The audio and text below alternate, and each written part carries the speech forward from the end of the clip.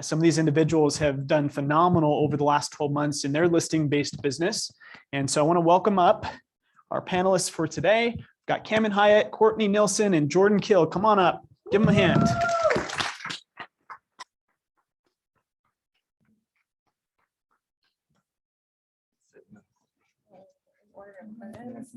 Yep. Courtney wants it. Sweet. And feel free, if you guys have some questions, as I'm asking questions and maybe it creates a thought for you, write that down or text it to yourself, and then we'll open up the last couple of minutes for you guys to throw out some questions. So I want to get some perspective. What do you guys enjoy most about working with sellers? As a single agent, personally, I love that just the economies of scale. It's the best. I feel like they're the best use of my time. I like working with buyers too. I like seeing homes.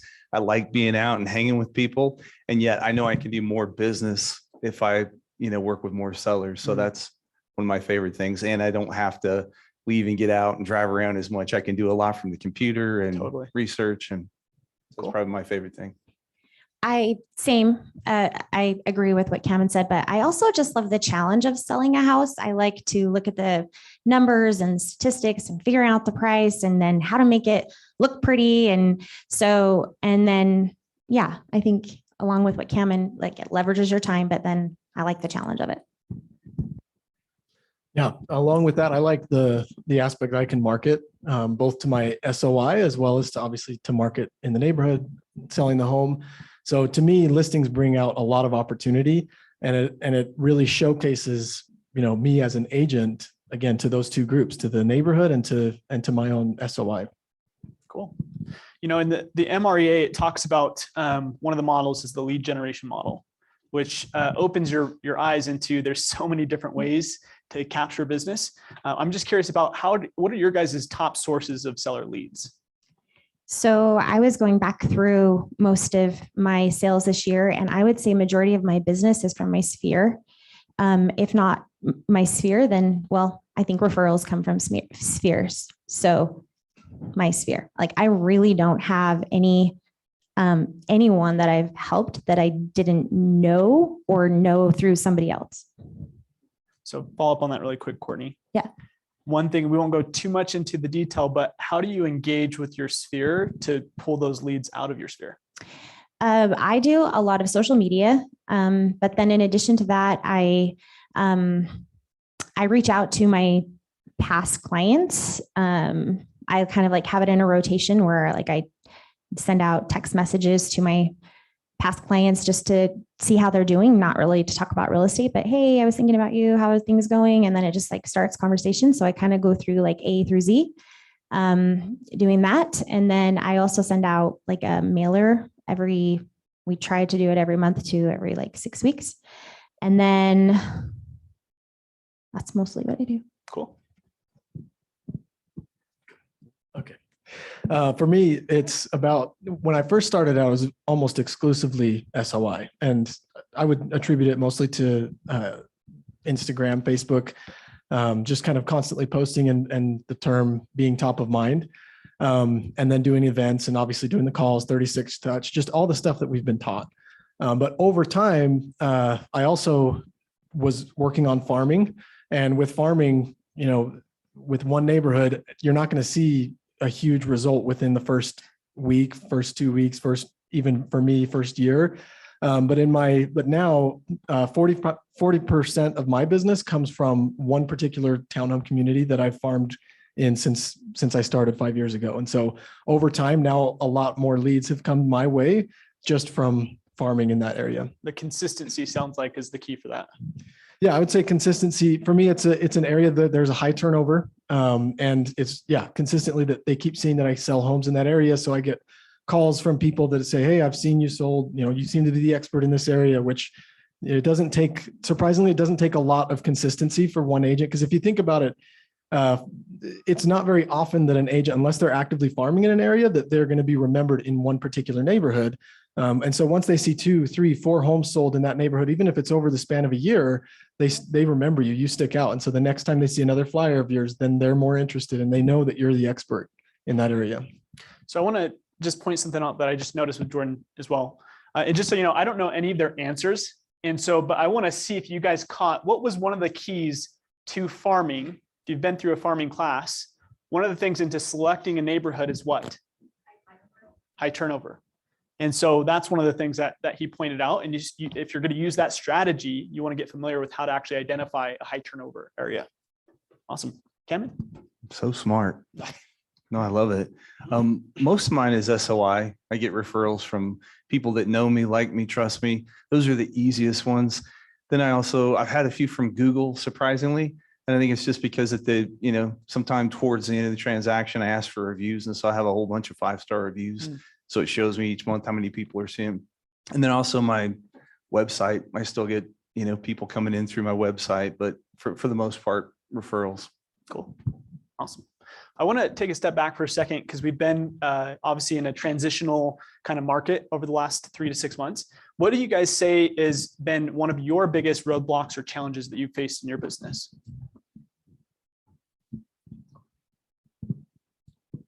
Well, right now, I would say the shifting market with prices seem to be falling every day.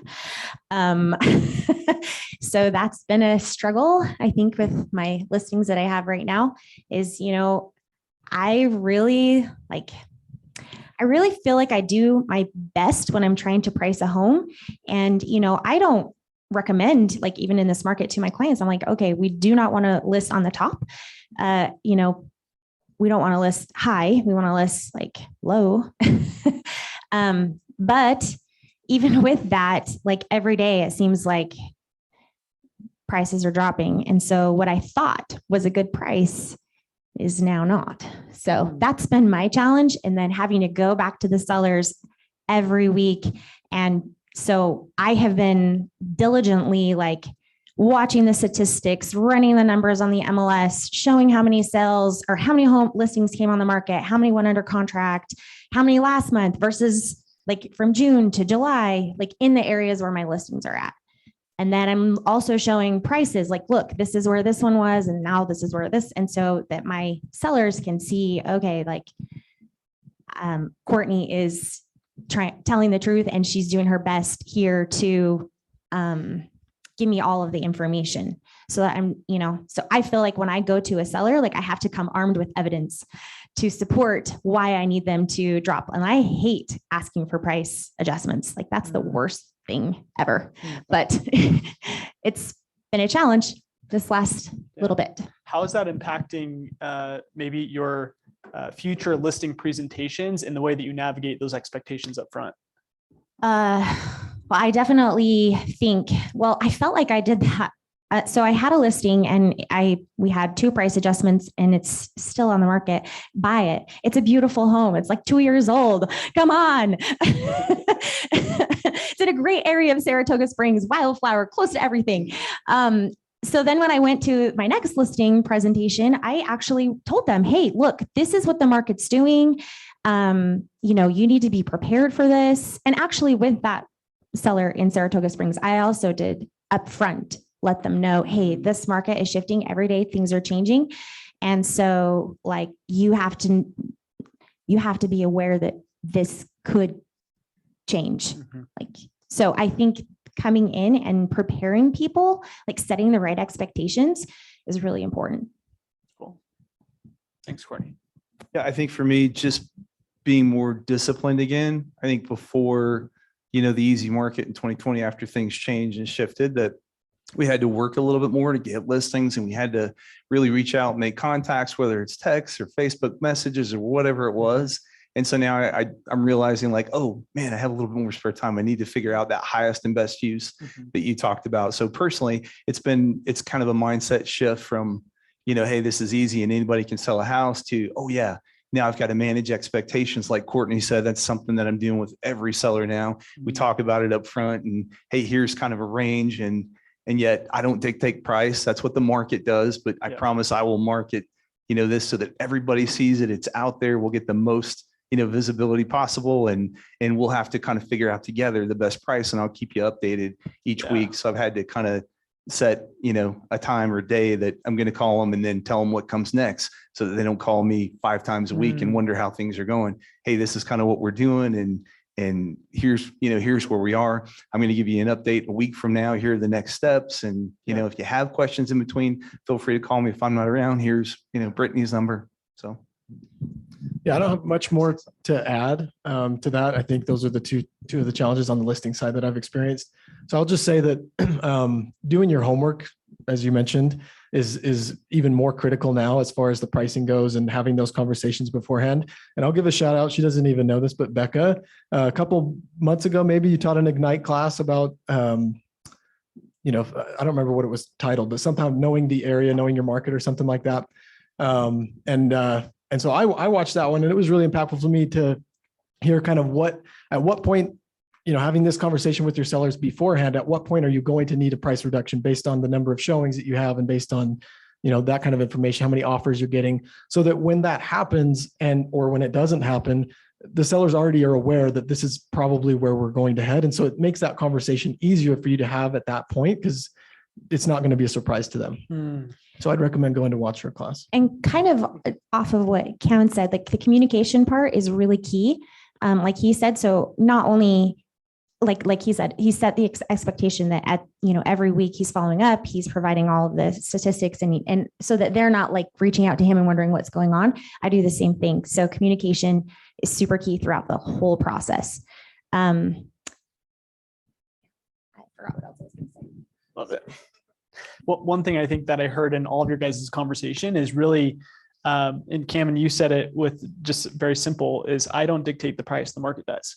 Like, do your clients really understand that? And then also, Courtney, being able to effectively prepare, right, and bring the data to help them understand it's the market that. And one other thing, like Cameron also mentioned, like, it was kind of easy to sell a house the last couple of years. We didn't really have to do a lot.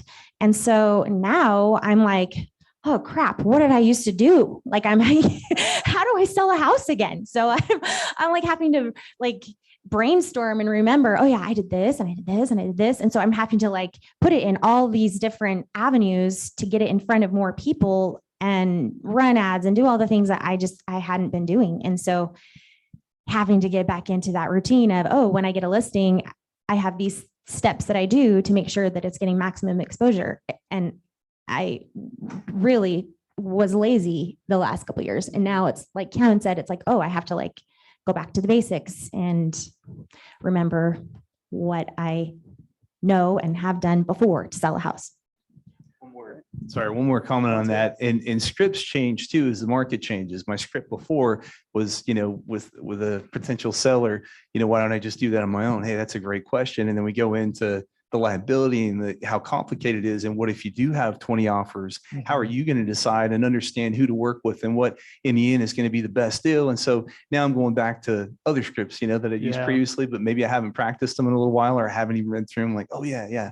Now I've got to have these scripts and these objections ready for this market. Totally. Making sure you're adapting. Love that. Yeah, and if I can put another plug in for farming, one of the reasons why it's so effective is because of leverage itself. For example, I'm very familiar with that neighborhood. I know what's going on. I have myself set up on a listing alert so that anytime anything happens, a price reduction, a new listing, I know about it. And so I'm constantly keeping updated with that particular neighborhood. It's impossible for all of us to do that for all of Utah County. That's just way too big of an area. But in this exclusive neighborhood, it makes my conversations easier with the sellers because I truly do know what's going on. And frankly, like, not in a prideful way, but nobody knows that neighborhood better than I do because I've studied it and I know everything about it. So when I'm having those conversations with the sellers, it's a lot easier. That's great. I'm curious about your guys' process, and maybe if you can just share some of the ingredients that you feel like are necessary to delivering a 5-star experience to your clients. Let me look at my notes. I try to be that one-stop shop. I love the video that Dean showed. I've had clients literally even down the road, they're long since in their house, ask me about a preferred doctor and things like that, because I just happen to have an answer for everything. And if I don't, I say, yeah, you bet I do. Let me go back to my notes, or let me go back to my, my Facebook page. We have some of the best guys for this or for that. So I try to be that one-stop shop along the way. And then I ask a simple question along the way too. And that's, how are you feeling about everything? I think that if they know along the way that I care about their experience and that I care about how they feel, and then also can tell me if I think things might be going really well, and yet they haven't heard back about, if the appraisal came back or not. And maybe they're super stressed about it and didn't sleep last night. Yeah. So if I follow up and when I do talk to them, ask them just how they're feeling along the way, they know that I understand them and that they're heard. That's great. Yeah, I totally agree with that. Communication to me is one of the biggest things. And I've learned that the hard way, where I can think back on certain listings that I had that I was, nothing was going on. So I didn't talk to them for days and at times a week or two. And they're just sitting there in the dark. And that makes for a horrible experience. And so it's really easy for me to just, even if I'm just letting them know that, hey, we haven't had any showings this weekend, hang in there or whatever, this is what's going on in the market, kind of giving them updates. And that really helps them feel good about the experience, even if it's not exactly what they wanted. And then to me, the other piece that I've tried to implement a lot is just service. And I'll talk about that more in a minute. Yeah. And kind of along with both what Jordan and Kevin said, the customer service and the communication is key, but kind of going like along those lines, a couple, let's see, I don't know, it was like last fall, I was helping some clients and they were some, past clients of ours. And you think that people remember the process of selling their house and you think they know. And as much as I thought I was communicating, because I really pride myself on being a good communicator and that I'm, constantly like, hey, this is what's next. And this is, I'm just constantly texting them and letting them know where we're at in the process. They still didn't feel like there was enough communication. I was like, what? How is there not enough communication? But he said to us, he said he was buying with a builder and we were helping him sell. We were doing both ends of the deal.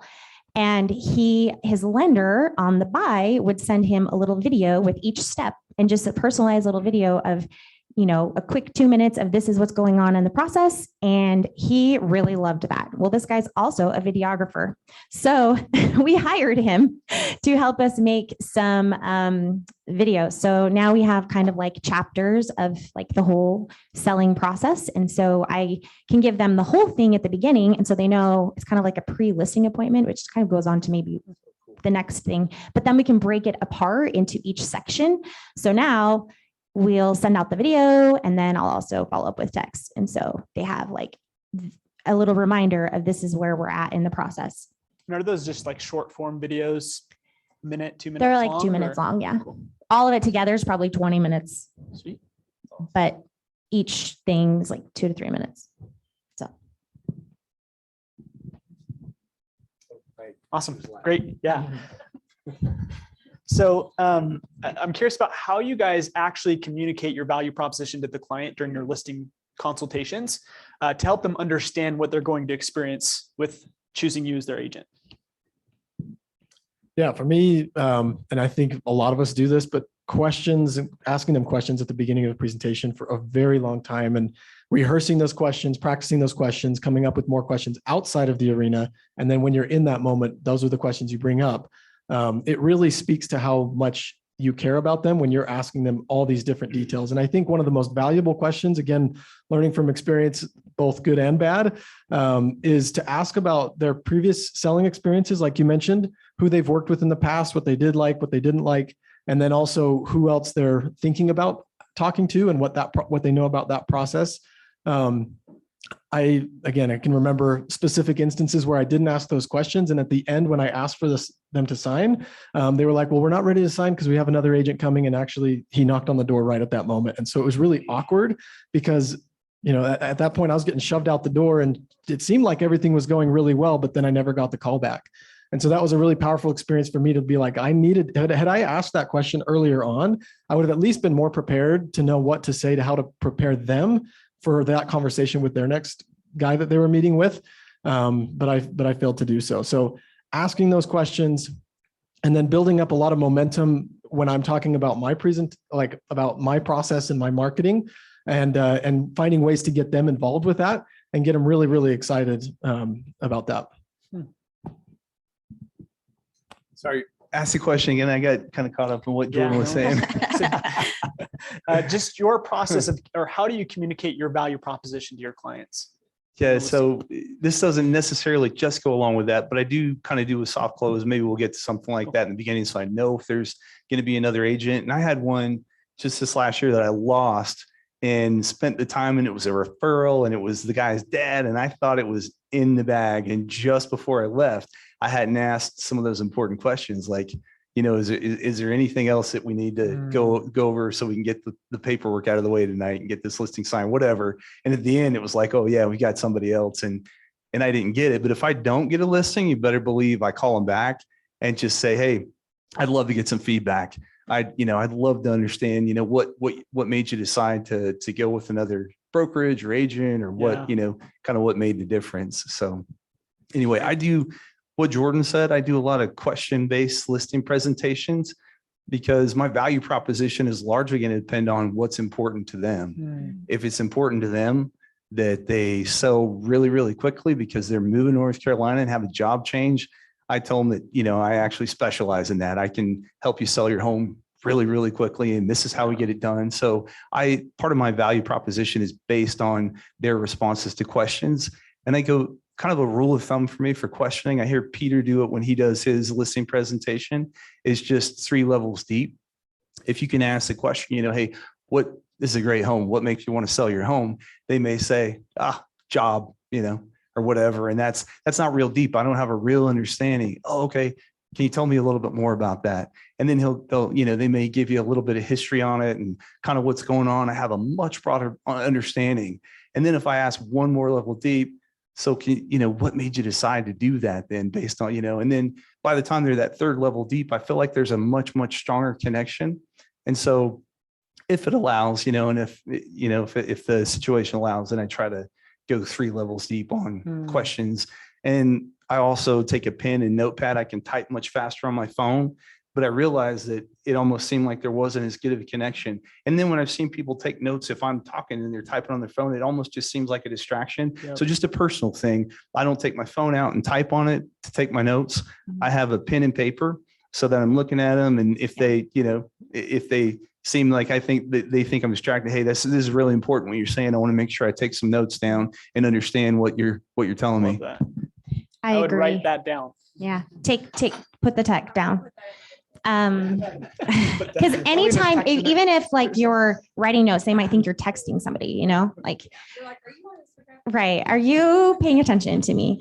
But I love what these guys were saying about asking questions, which is absolutely important and something that I do.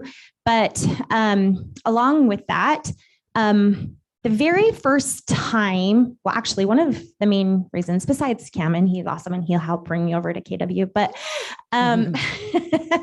but besides that, I went to Lee Stern was doing a presentation a couple years ago. She was doing a presentation here on listings.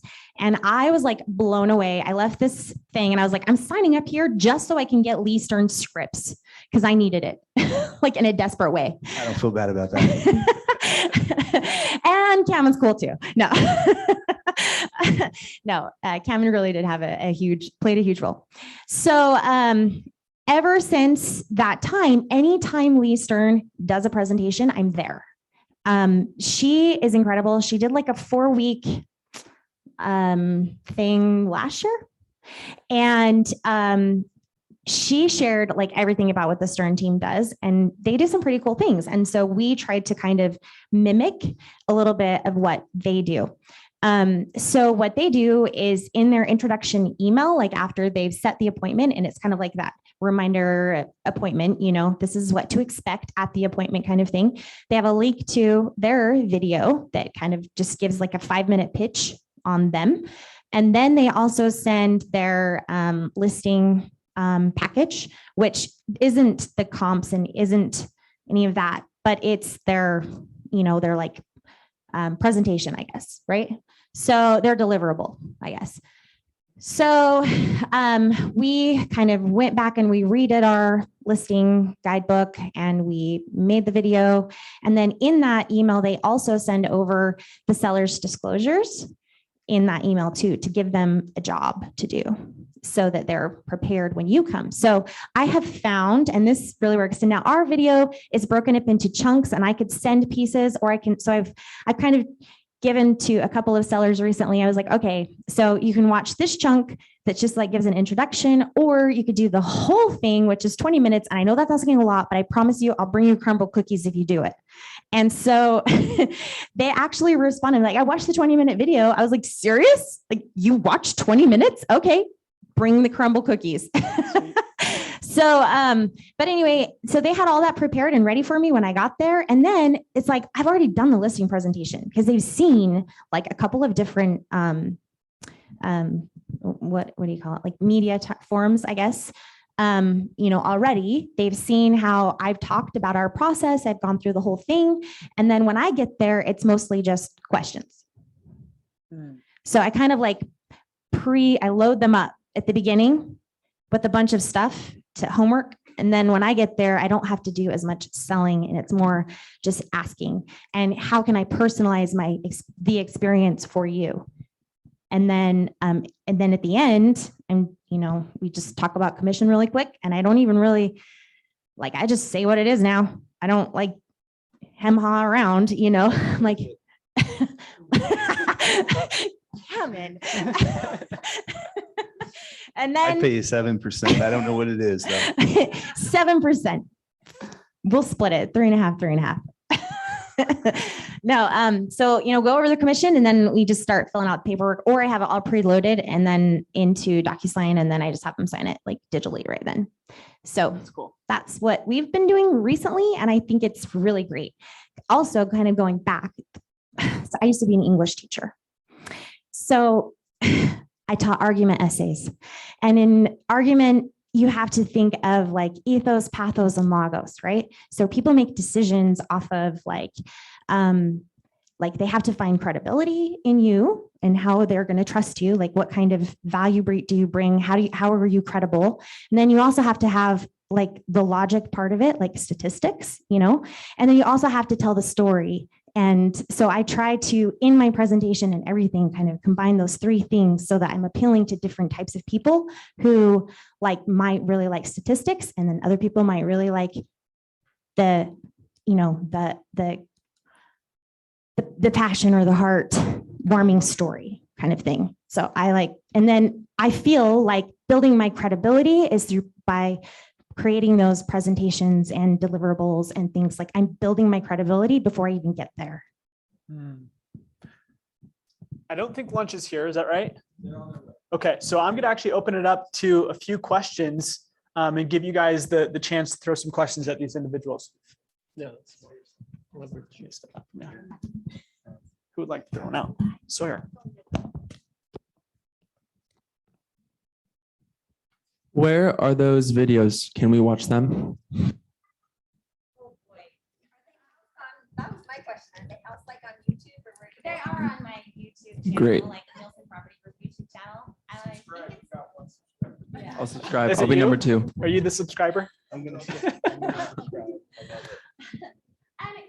we did it, and we didn't really have a script. We just kind of we didn't really have. Well, we had a script. We kind of used what we put together with a listing guide, But it was pretty organic in the moment. Like the videographer would ask questions, and he was also a previous client, and so we were able to also pick his brain. Well, what would you want, and what would And so I don't know that they're perfect, but I think I could probably go back and do some edits. But yeah, that's just me being nervous about having other people look at them. But yeah, you're more than welcome to Nielsen Property Group. It's on YouTube.